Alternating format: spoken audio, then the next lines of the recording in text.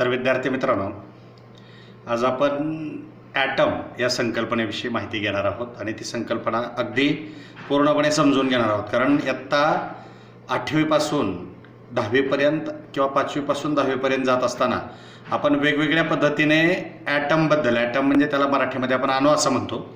तर या अणूबद्दलच्या वेगवेगळ्या संकल्पना, त्याच्यावर आधारित वेगवेगळ्या संकल्पना आपल्याला माहीत असणं गरजेचं आहे.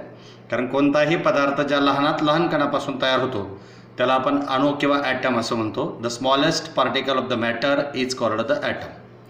म्हणजे कुठलाही सबस्टन्स असेल, समजा हा खडू आहे, तर खडूचा लहानात लहान कण ज्यावेळेला आपण करत जाऊ त्यावेळेला खडू जर घासला तर त्याचा लहान कण जो तयार होतो त्याला आपण अणू असं म्हणतो. म्हणजे कोणत्याही पदार्थाचा, लाकूड असेल कुठलाही असेल, any object or the any substance, the smallest particle of that substance is called the atom असं आपण म्हणतो.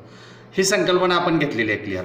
परंतु ॲटम हा खरंच स्मॉलेस्ट पार्टिकल आहे का याचा विचार करत असताना, मग नंतर अभ्यास करत असताना वेगवेगळे शास्त्रज्ञ जे आहेत, मग त्याच्यामध्ये रुदरफोर्ड असू द्या किंवा अनेक शास्त्रज्ञांनी त्याच्यावर भोर असू द्या, या सगळ्यांनी अभ्यास केल्यानंतर असं लक्षात आलं की ॲटम हॅज 3 स्मॉल पार्टिकल्स.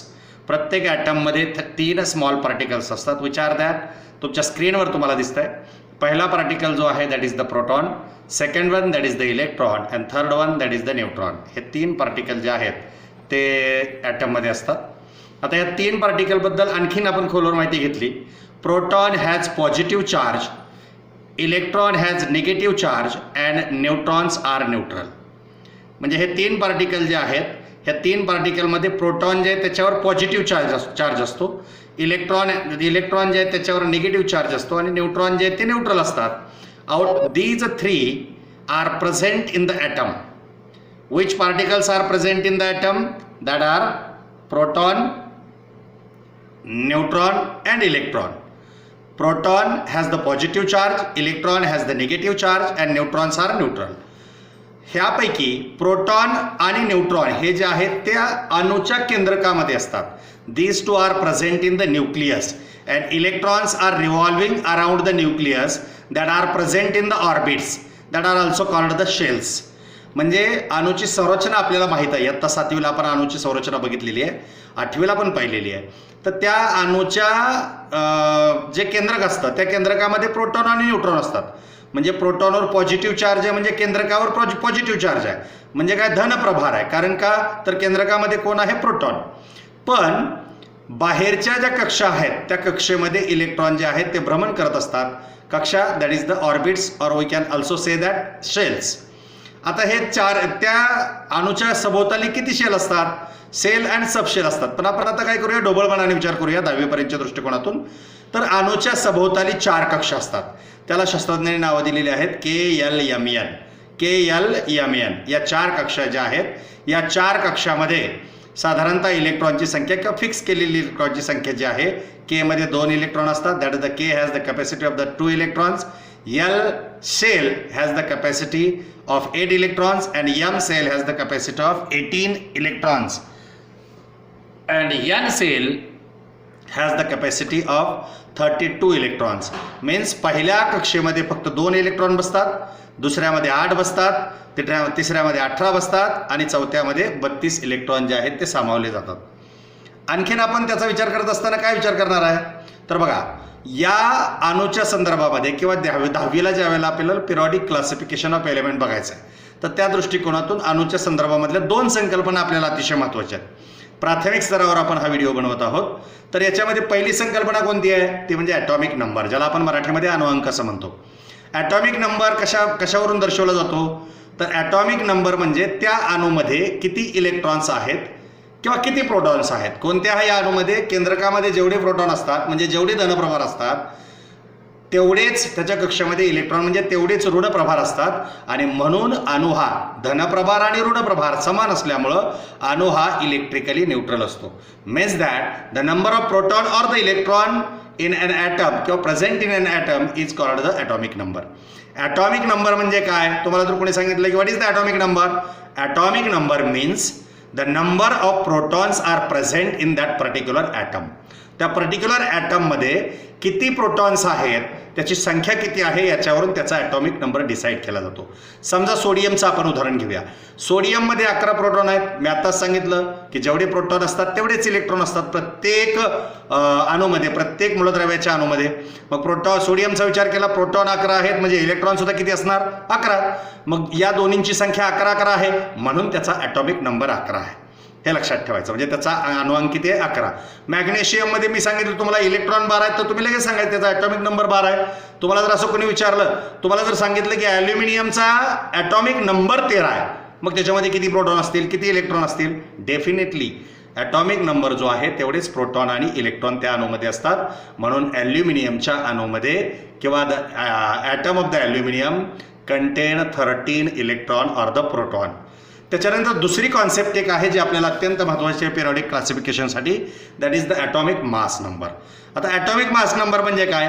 अणूच्या बाबतीत लक्षात ठेवायचं, हे जे 3 पार्टिकल्स आहेत, proton, electron, proton again that I will say proton, electron and neutron, याच्यापैकी इलेक्ट्रॉन जे आहेत ते निग्लिजिबल आहेत. त्यांचं वेट जे आहे ते निग्लिजिबल आहे. म्हणजे त्यांना आपण गणना करत नाही, आपण म्हणजे गणना करता येणार नाही एवढ्या प्रमाणात त्याचं वेट आहे, म्हणजे ते निग्लिजन्स आहे. आणि म्हणून मग त्याचं मास, वेट म्हणण्यापेक्षा मास, म्हणून मग आपण त्याचा ॲटॉमिक नंबर पाहत असताना what is the atomic number of the atom of any atom of the element, तर त्यावेळेला आपल्याला असं सांगावं लागतं की त्याच्या केंद्रकामध्ये टोटल ॲटॉमिक मास जे आहे ते कंटेन आहे. म्हणजे कोणत्याही ॲटमचं मास जे आहे ते त्याच्या न्यूक्लियसमध्ये आहे. मग न्यूक्लियसमध्ये कोण आहे म्हणून मी सांगितलं प्रोटॉन आणि न्यूट्रॉन. मग याचा अर्थ असा, what is the atomic mass number? The sum of the number of proton and the neutron in the atom is called the atomic mass number. Suppose उदाहरण बघा, सोडियममध्ये आपल्याला मगाशीच पाहिलं आपण 11 प्रोटॉन आहेत. मग सोडियममध्ये न्यूट्रॉनची संख्या किती आहे हे बघितलं तर ती आहे 12. दोन्हीची बेरीज करा म्हणजे 23 उत्तर आलं. म्हणजे याचा अर्थ असा आहे, आपण बेरीज कुणाची करतोय, सम कुणाची घेतोय? Proton and neutron. Where are they present? They are present in the nucleus of the atom. म्हणजे त्या केंद्रकामध्ये आहेत. अणूच्या केंद्रकामध्ये कोण आहे? प्रोटॉन आणि न्यूट्रॉन. मग या दोघांची बेरीज जर केली 11 + 12 म्हणजे 23. म्हणजे atomic mass of the sodium is 23. अशा पद्धतीने आपल्याला मॅग्नेशियमचं काढता येईल, अशा पद्धतीने आपल्याला ॲल्युमिनियमचं काढता येईल. असेच आपल्याला 20 मूलद्रव्यांचे ॲटॉमिक नंबर आणि ॲटॉमिक मास नंबर आपल्याला काढता आले पाहिजे. म्हणून मी तुम्हाला प्रश्न दिलेला आहे, find the atomic number and atomic mass numbers of first 20 element in the modern periodic table. ते तुम्हाला फाइंड आउट करता आले पाहिजे. त्याच्यानंतर आणखीन या अणूशी संबंधित असणारं किंवा त्याच्या प्रोटॉन इलेक्ट्रॉनच्या संख्येशी संबंधित असणारी कोणती संकल्पना आहे? That is first one isotopes and second one isobars. What is the isotopes? जसं आपण एक्झाम्पल बघितलं कार्बन, अगोदर मी एक्झाम्पल सांगतो तुम्हाला. कार्बनचा विचार केला तर कार्बनमध्ये the atomic mass number are 12 and 14. 2 atom असे आढळतात कार्बनचे की ज्याचा एकाचा ॲटॉमिक मास नंबर 12 आहे आणि दुसऱ्याचा ॲटॉमिक मास नंबर 14 आहे. पण याचा विचार केला या दोन्ही ॲटमचं, दोन्ही अणूचं, both atoms are the carbons atom but they are different. What is the differentiation in between them? त्यांच्यामध्ये काय फरक जाणवतो? तर त्यांच्या ॲटॉमिक मास नंबरमध्ये फरक आहे. एकाचा ॲटॉमिक मास नंबर 12 आहे, दुसऱ्याचा ॲटॉमिक मास नंबर 14 आहे. मग काय सारखं आहे त्यांचं? तर त्यांचा ॲटॉमिक नंबर सारखा आहे. म्हणजे याचा अर्थ काय? कोणत्याही ॲटममध्ये असणाऱ्या प्रोटॉन आणि इलेक्ट्रॉनची संख्या जी आहे ती कॉन्स्टंट असते. म्हणजे the protons, number of protons and number of electrons are constant but the number of neutrons can be change. ते बदल होऊ शकतात, त्याच्या संख्येमध्ये बदल होतो आणि त्यांची संख्या बदलल्यामुळेच एकाच मूलद्रव्याचे असे वेगवेगळे अणू तयार होतात ज्यांचे ॲटॉमिक मास नंबर भिन्न असतात. त्यांनाच आपण त्या मूलद्रव्याचे आयसोटोप्स असं म्हणतो. म्हणजे कार्बनचे इथं मी 2 दर्शवले आहेत isotopes, that is the 12 and 14 because they both have the atomic mass number 12 and 14 means the atomic mass number is different. Y atomic mass number is different? Because the number of neutrons are different in that atoms nucleus. म्हणजे त्याच्या केंद्रकामध्ये असणाऱ्या न्यूट्रॉनची संख्या बदलली. म्हणजे isotopes तयार होण्याला पूर्णपणे कारणीभूत घटक कोणता आहे, कोणता पार्टिकल आहे? That are the neutrons. आणि म्हणून तुम्ही जर बघितलं आता समोर, atoms of the same element having same atomic number but different atomic mass number is called the isotopes. अशा वेगवेगळ्या मूलद्रव्यांचे आपल्याला हायड्रोजनचा विचार केला, हायड्रोजनचा एक अणू असा आढळतो की ज्याचा ॲटॉमिक मास नंबर 1च आहे, त्याच्यामध्ये न्यूट्रॉनच नाही. दुसरा असा आढळतो ज्याचा ॲटॉमिक मास नंबर 2 आहे. तिसरा असा आढळतो त्याचा ॲटॉमिक मास नंबर 3 आहे. Hydrogen, deuterium and tritium. इथं जर बघितलं हायड्रोजनचे 3 आयसोटोप झाले, पण सगळ्यांचा ॲटॉमिक नंबर जो आहे तो 1 आहे. त्याच्यानंतर दुसरी एक कॉन्सेप्ट आहे, that is the isobars, that is related to the number of the proton, electron and neutrons. आयसोबार्समध्ये काय असतं, वेगवेगळ्या मूलद्रव्याचे अणू असतात परंतु त्यांचे ॲटॉमिक मास नंबर सेम असतात. जसं उदाहरण अगोदर बघूया, पोटॅशियम आणि कॅल्शियम हे 2 भिन्न मूलद्रव्ये आहेत, पण त्यांचा ॲटॉमिक मास नंबर जर तुम्ही बघितला that is the 40. Both have the atomic mass number same but the atomic number of that elements are different. आणि म्हणून इथं बघा, atoms of different element here.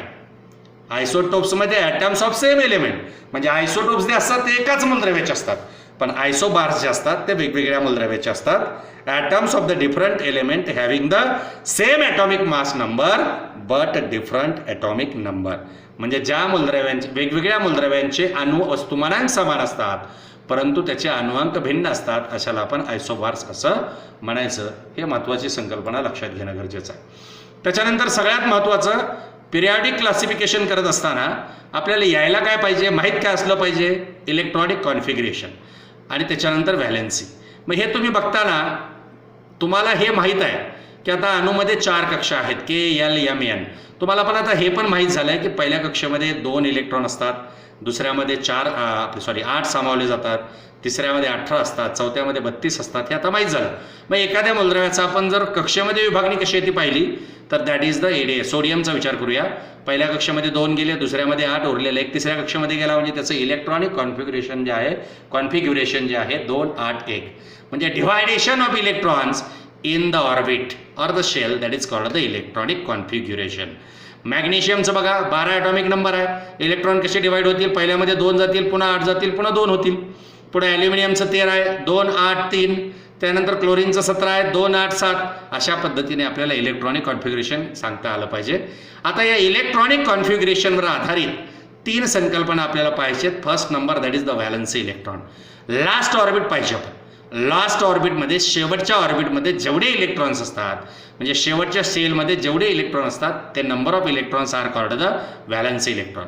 सोडियममध्ये शेवटच्या कक्षेमध्ये एकच इलेक्ट्रॉन आहे म्हणून व्हॅलन्सी इलेक्ट्रॉन 1 आहे. मॅग्नेशियममध्ये शेवटच्या कक्षेमध्ये 2 इलेक्ट्रॉन आहेत म्हणून त्याचा व्हॅलन्सी इलेक्ट्रॉन 2 आहे. ॲल्युमिनियममध्ये शेवटच्या कक्षेमध्ये 3 आहे म्हणून त्याचा